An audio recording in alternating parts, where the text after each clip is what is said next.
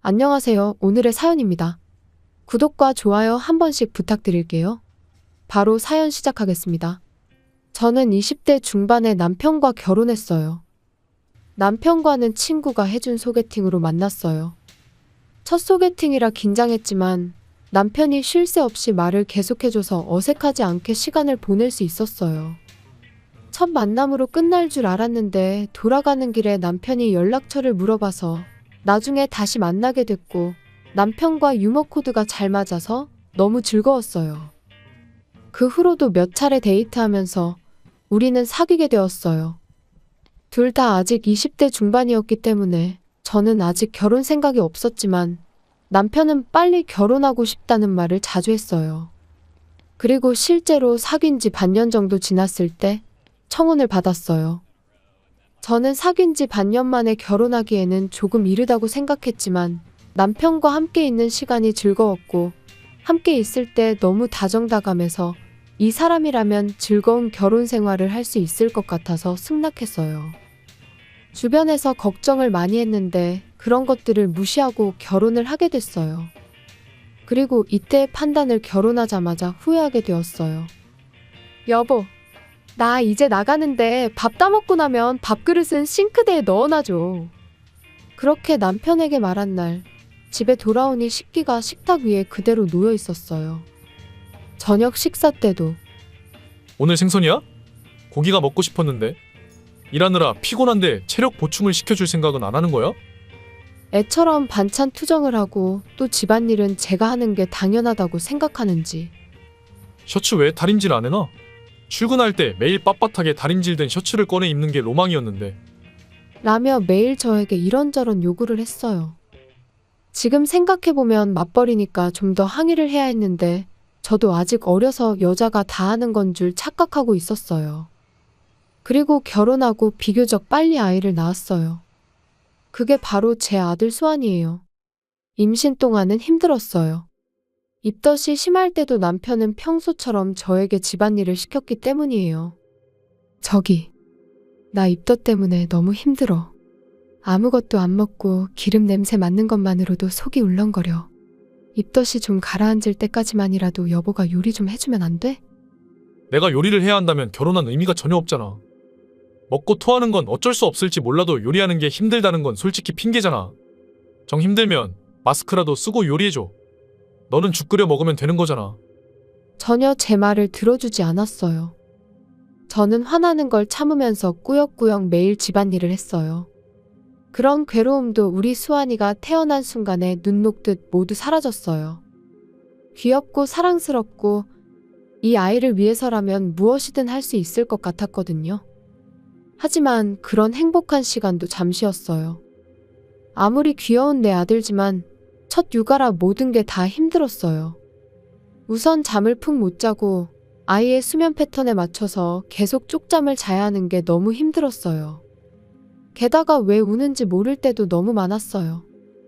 첫 육아로 힘들고 지친 저를 보고도 남편은 전혀 도와주지 않았어요. 오히려 우는 것 좀 빨리 달래봐. 시끄러워 죽겠어. 정말 왜 우는지 모르는 거야? 엄마 자격이 있기나 해? 대부분 엄마들은 울음소리만 듣고도 왜 우는지 알 수 있다는데 도대체 왜 그렇게 못 달래는 거야? 라고 저를 질타하는데 저는 그런 말을 듣고 엄마로서의 자신감을 잃을 뻔했어요. 이때도 남편에게 집안일과 육아를 도와달라고 부탁했지만 집안일과 육아는 여자 일이잖아. 내가 왜 결혼한지 몰라? 또 얘기해줘야 알아들어. 그리고 딸이었으면 내가 더 귀여워해줄 텐데. 아들들은 크면 징그럽기만 하고 사춘기 때 반항할 거 생각만 해도 성질이 나. 나중에 커서 나한테 반항하는 날에는 죄다 집에서 쫓아낼 거니까. 명심하고 교육 잘해. 제가 어떤 말을 해도 가사와 육아는 여자의 일이라고 하고 자기가 돈을 더 벌고 있으니 당연한 거라는 식이었어요. 물론 수입이 남편이 더 많은 건 맞지만 그건 남편이 집안일을 도와주지 않아 제가 단축 근무를 하기 때문이에요. 그런 것 없이 수입만 비교하면 아마 제가 더 많았을 거예요. 저는 독박 육아에 집안일까지 하는 저 자신이 너무 슬펐어요. 하지만 이보다 더 슬픈 건 이렇게 사랑스러운 아들을 남편이 조금도 사랑하지 않는 것 같아 더 슬펐어요. 저는 칭얼거리는 수환이를 달래기 위해 포대기를 하고 동네 한 바퀴를 돌며 눈물을 훔쳤어요. 이런 날들이 지나 수환이가 4살이 되었어요. 수환이는 어린이집 다니는 게 재밌다고 하고 매일 엄마 사랑해라고 말했어요. 하지만 남편은 여전히 아들에게 무관심했어요. 수환이가 아빠라고 불러도 못 들은 척하는 경우가 많아 안타까웠어요. 그리고 이 시기에 왠지 모르게 남편이 바람을 피우고 있는 것 같았어요. 이전에는 없던 야근과 휴일 출근이 갑자기 늘어난 거죠. 또 마찬가지로 이전에는 없던 출장 이야기를 하며 2, 3일씩 집을 비우는 일도 있었어요. 제가 넌지시 여자 만난다고 너무 바쁜 거 아니지? 라고 물어봤지만 당연히 남편은 부인했어요. 저는 남편이 계속 수상한 행동을 한다면 미행이라도 해야 하나 생각하고 있었어요. 그런데 이 시기에 아들의 건강이 안 좋아지기 시작했어요.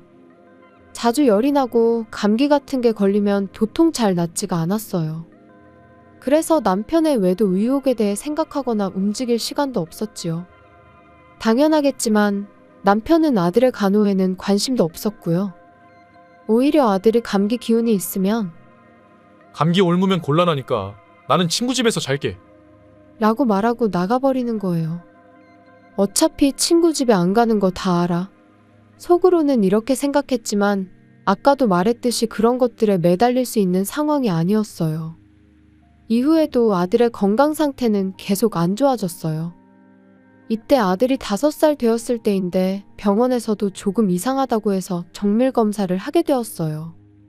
주치의인 이정혁 선생님으로부터 검사 결과가 나왔다는 전화가 왔고 가급적이면 부모님께서 함께 와서 이야기를 들어줬으면 좋겠습니다. 남편에게 함께 가보자고 했지만 귀찮아. 네가 가서 들은 걸 말해주면 되잖아. 라는 말만 되풀이했고 어쩔 수 없이 저는 혼자 병원에 가서 이야기를 들었어요. 주치의 선생님 말을 듣고 저는 머리를 한 대 맞은 듯한 충격을 받았어요. 소아암이 발견되었다는 거예요. 저는 눈앞이 캄캄해졌어요. 왜 하필이면 우리 아들에게. 더 이상 아무 생각도 할 수 없었고 그 자리에 주저앉은 저를 주치의 선생님께서 다독여주시고 진정시켜주셨어요. 앞으로 수환이는 치료를 열심히 해야 해요. 어머니께서 아주 힘드시겠지만 슬픈 표정을 짓고 있으면 수환이가 더 힘들어해요. 저는 이 말을 듣고 정신이 번쩍 들었어요. 그래. 슬프고 우울해도 참아보자. 수환이를 꼭 낫게 해야지. 그리고 저는 집에 돌아와 남편에게 들은 이야기를 전했어요. 과연 아들이 소아암이라는 걸 알게 되면 남편이 변할까? 함께 최선을 다해보자고 말하겠지? 그러나 제 기대는 허무하게 무너졌어요. 남편은 생각에 잠긴 얼굴로 한마디를 했어요. 미안한데 나는 자신이 없어. 우리 이혼해. 그리고는 이혼 신고서를 제 앞에 내밀었어요. 저는 지금 무슨 일이 일어나고 있는지 이해할 수 없었어요. 뭐? 무슨 소리야? 병원에서 부모님 보고 함께 오라는 건 큰일이라고 생각했어. 뭔가 큰 병이라도 걸렸을 거라는 느낌이 들었지. 예상했던 대로 단순한 게 아니었네. 솔직히 너랑은 이미 이혼하고 싶다는 생각을 하고 있었어. 결혼하고 나서 나한테 집안일 하라느니 육아 함께 하자느니 잔소리했잖아. 애가 있으니까 이혼만은 참고 있었는데 암이면 치료한다고 해도 살 수 있는 가망성이 거의 없잖아. 그거 내 사인은 해놨으니 나머지 작성해서 제출해줘. 그렇게 말하고는 얼른 침실로 가버렸어요.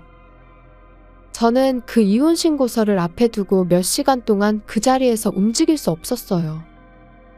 지금까지 가사와 육아의 비협조적이었던 것은 그래도 참을 수 있어요. 하지만 이번 일은 참을 수 없었어요. 다만 암에 걸린 아들을 나 혼자서 키울 수 있을까? 부모님은 멀리 떨어져 살고 있고 아직 직장도 다니고 계신데 내가 일을 하면서 수환이 뒷바라지해야 하는데 저는 막막해서 눈물이 멈추지 않았어요. 게다가 수환이에게 안 좋은 일이 생긴다면 저는 살아갈 자신이 없었어요. 그런 생각을 하고 있을 때 자고 있던 아들이 깨어났어요. 저는 서둘러 눈물을 닦아냈어요. 수아나, 왜 일어났어? 화장실 가고 싶어? 엄마, 무슨 슬픈 일 있어? 어디 아파? 이번엔 내가 엄마 안 아프게 해줄게. 저는 아들을 불안하게 하지 않기 위해 눈물을 닦다가 눈물이 멈추지 않아 아들을 껴안았어요. 저는 소중한 아들을 위해 굳게 마음을 먹었어요. 그 다음날 남편은 작별 인사도 없이 짐을 싸서 떠났어요. 그리고 그로부터 10년의 세월이 흘렀어요. 제가 마트에서 장 보고 있는데 드디어 찾았네. 라는 목소리가 들렸어요.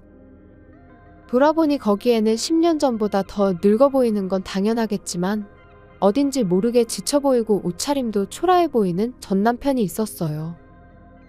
갑작스러운 상황에 제가 놀랐는데 전 남편은 아랑곳하지 않고 계속 말을 이어갔어요. 계속 찾고 있었어. 집도 이사한 것 같고 넌 SNS도 전혀 안 하잖아. 친구들한테 물어보니 이 근처에 산다고 해서 이마트에 올 거라 생각하고 계속 기다리고 있었어. 그래서 갑자기 무슨 일인데? 아무리 전 남편이라고 해도 너무 남처럼 대하는 거 아니야? 지금 혼자 살지? 어차피 너 같은 애랑 결혼할 멍청한 놈은 없을 테고. 지금쯤이면 수환이도 하늘나라로 갔을 것 같은데 나랑 다시 시작하자. 아직 우린 30대니까 아이 한 명 더 낳을 수 있어. 전 남편은 계속 주절주절 말을 했는데 지난 10년간 재혼도 한 번 했는데 임신이 되지 않아 이혼했다네요. 나중에 늙어서 혼자인 것보다는 둘이가 안 낫겠어? 전 남편이 웃으며 말하는데 저는 이제야 상황 파악이 됐어요. 이미 둘째를 낳아서 괜찮아. 그리고 전혀 외롭지 않거든. 그러자 전 남편이 콧방귀를 뀌었어요. 그때 저를 부르는 소리가 들렸어요. 그곳에는 수환이, 둘째 아들, 지금의 남편이 서 있어요. 남편은 놀란 듯 입이 벌어졌어요. 수환이는 벌써 중학생이야. 그리고 얘는 둘째. 이 사람은 내 남편이고. 재혼했구나. 너 어차피 별 볼 일 없는 거랑 재혼한 거 아니야? 내가 다시 만나자고 할 때 똑바로 잘 생각해. 안녕하세요. 제가 그렇게 별 볼 일 없어 보이나요? 혹시 수환이 주치의 이정혁이라고 들어보신 적 있으세요? 그게 전데 바람 피느라 바빠서 들어본 적이 없으려나? 맞아요. 저는 아들의 주치의였던 이정혁 선생님과 재혼했어요. 제가 이혼한 후에도 주치의였기 때문에 당연한 일이지만 아들을 친절하게 진료해 주셨어요. 그리고 제 고민 상담도 항상 들어주셨어요. 그런 다정한 모습에 호감이 생겼지만 의사와 환자 보호자라는 관계 때문에 그런 말을 꺼낼 순 없었어요. 그러다 우연히 밖에서 만나 식사를 한 게 계기가 돼서 사귀게 되었고 그 후 재혼까지 이어지게 된 거죠. 정말 전 남편과는 비교하는 게 기분 나쁠 정도로 좋은 사람이에요. 게다가 남편이 열심히 치료해줘서 아들의 암도 완치되었고요. 그래서 지금은 또래 아이들처럼 건강해요. 남편은 그 자리에 주저앉아 고개를 떨궜어요. 의사와 재혼이라니. 그러다 고개를 들어 수환이를 쳐다봤어요. 수환아, 아빠 기억하지? 내가 진짜 네 아빠야. 너는 친아빠와 함께 살고 싶잖아. 그치? 엄마가 재혼해서 어쩔 수 없이 살고 있는 거잖아. 어서 말을 해봐. 아저씨가 누군지 몰라요. 다만 어렸을 때 집에서 아무것도 안 하고 저와 엄마를 슬프게 했던 삼촌이 있었다는 건 기억해요. 제 아빠는 옆에 있는 이분이 아빠예요. 알겠어요? 과거의 한 짓을 부끄럽게 생각해야지. 다음에 또 나타나면 경찰 부를 겁니다. 우리는 발길을 돌려 고개를 숙이고 있는 전 남편을 뒤돌아 떠났어요. 그 후의 일이에요. 전 시부모님이 우리 아들과 다시 만나줄 수 있겠냐는 전화가 와서 알게 된 건데 전 남편이 저와 재결합하려는 이유는 오로지 돈 때문이었던 것 같아요. 직장도 좋고 집도 부유하니 어떻게든 도와줄 수 없겠니? 라는 이야기가 대부분이었고 당연히 거절했죠. 전 남편은 이혼하며 생긴 위자료와 사업 실패로 인한 빚 때문에 굉장히 힘들어한다고 했어요. 저는 저와는 상관없는 일입니다. 하고 전화를 끊고 차단까지 해버렸어요. 전화를 끊고 거실로 돌아오니 아들과 남편이 걱정스러운 표정으로 저를 바라봤어요.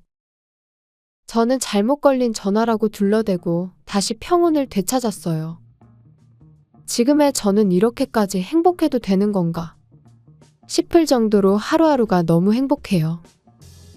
게다가 저는 아직 30대라 사랑하는 남편과 함께 한 명 정도는 더 낳아볼까 하는 생각을 하며 남편의 품에 안겨봅니다. 시청해주셔서 감사합니다. 그럼 다음 영상에서 다시 뵙겠습니다.